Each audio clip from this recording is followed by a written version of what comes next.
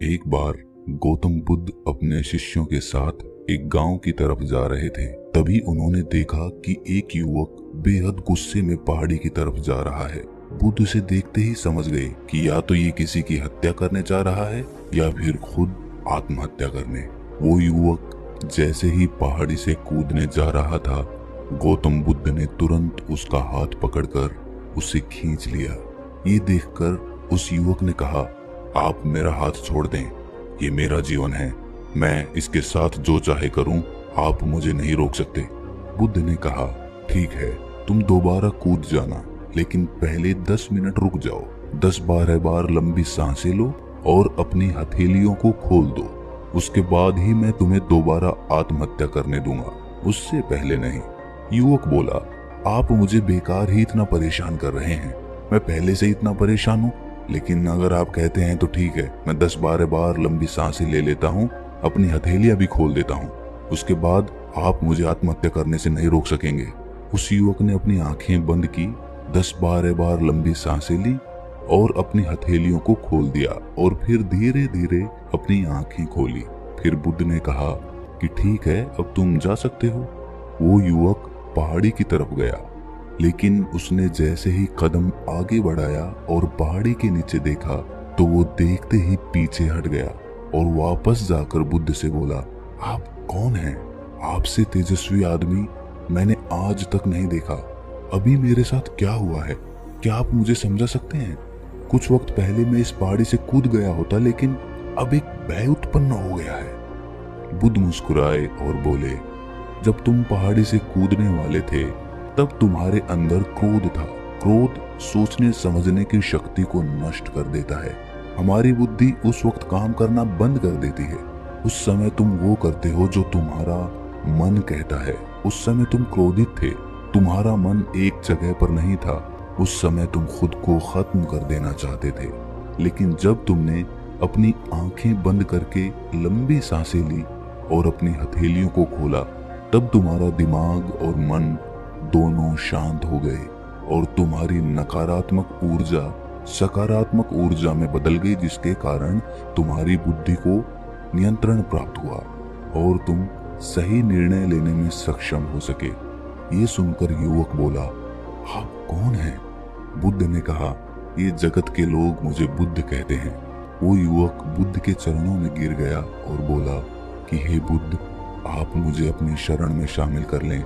मैं अपने पिता को सबक सिखाना चाहता था, इसीलिए आत्महत्या करने जा रहा था। बुद्ध ने कहा कि आत्महत्या करके कोई इस शरीर के साथ कुछ भी नहीं कर सकता। जब तक हमारे पास ये शरीर है, हम कुछ भी कर सकते हैं, लेकिन यदि ये शरीर नहीं होगा तो हम कुछ भी नहीं कर सकेंगे। वो युवक कहता है कि आप सही कहते हैं बुद्ध, लेकिन आप नहीं जानते, मेरे पिता ने मुझे बहुत अपमानित किया है। वो मुझे हर बात पर टोकते रहते हैं। बचपन में वो मुझसे बहुत प्रेम करते थे। उसके बाद उन्होंने मुझे शिक्षा प्राप्त करने के लिए गुरुकुल भेज दिया। मैं हमेशा सोचता था कि मैं गहन अध्ययन करके उनका नाम रोशन करूंगा और ये देख वे बेहद खुश भी होते थे। जब मैं शिक्षा पूरी कर वापस आया तब मुझे लगा कि मैंने सारे शास्त्र, वेद, उपनिषद कंठस्थ कर लिए हैं और मुझसे बड़ा ज्ञानी कोई नहीं है। तब वो खुश होने की जगह मुझसे कहते हैं कि अपने आप को ज्यादा ज्ञानी होने के भ्रम में मत डालो और ना ही खुद में इतना अहंकार लाओ। अरे मैं तो उन्हें दिखाना चाहता था कि मैंने कितना गहन अध्ययन किया है। मैं बड़े बड़े शास्त्रार्थ में जाने लगा। सभी मेरे ज्ञान से प्रभावित होने लगे। सभी ने मुझे बहुत महान ज्ञाता माना, लेकिन मेरे पिता ने नहीं माना। वो मेरे शास्त्रार्थ के बीच में पहुंच जाते और मेरे बताए गए ज्ञान में कुछ ना कुछ कमी निकालते रहते और सबके आगे मुझे अपमानित भी करते। वो मेरे साथ रहने वाले मित्रों को भी अपमानित करते थे। वो कहते थे कि वो मेरा जीवन बर्बाद कर देंगे क्योंकि वो मेरा साथ देते हैं, मेरे ज्ञान की प्रशंसा करते हैं। मैं समझ नहीं पा रहा था कि वो ऐसा क्यों कर रहे हैं। तब मेरे मित्रों ने मुझसे कहा, क्योंकि वो मेरे जितना ज्ञान अर्जित नहीं कर पाए, इसीलिए वो मुझसे ईर्ष्या करने लगे हैं। एक दिन मेरी उपाधियों के कारण मेरे मित्रों ने मुझे मदिरापान करा दिया। ये बात मेरे पिता को पता चल गई। वो मुझे ढूंढते ढूंढते वहां पर पहुंच गए और सबके सामने मुझे थप्पड़ मार दिया। मुझे बहुत अपमान महसूस हुआ।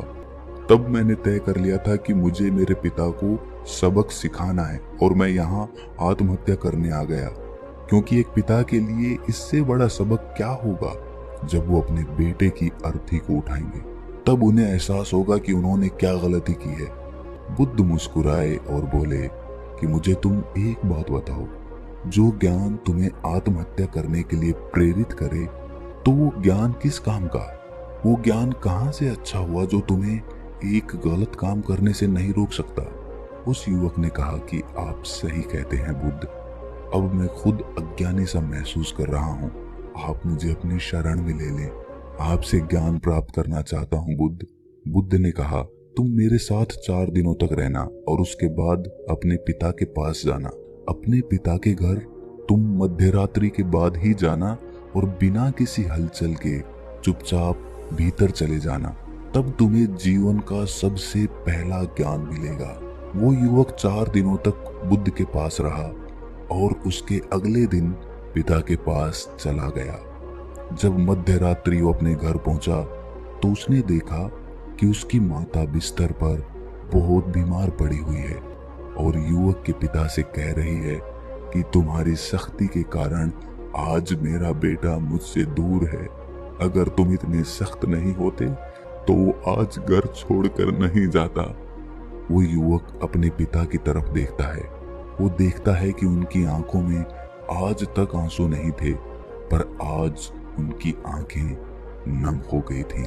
उसके पिता कहते हैं कि मैं उसे दुख नहीं देना चाहता था, बस उसके अंदर के अहंकार को मिटाना चाहता था। तभी उसके अंदर की कमियों को उसके पास जाकर बताता था, ताकि मुझे सुनकर कोई और भी उसकी कमी को उसे बता सके और उसके ज्ञान का घमंड खत्म हो सके, क्योंकि आदमी का अहंकार उसे हमेशा ले डूबता है। लेकिन उस भीड़ में मेरे सिवा कोई नहीं था जो उसको उसकी गलतियों के बारे में बताता। तब मैंने तय कर लिया कि मैं उसे उसकी गलतियों से अवगत करा कर रहूंगा, लेकिन वो मेरी बात ना सुनकर हमेशा अपने मित्रों की सुनता था।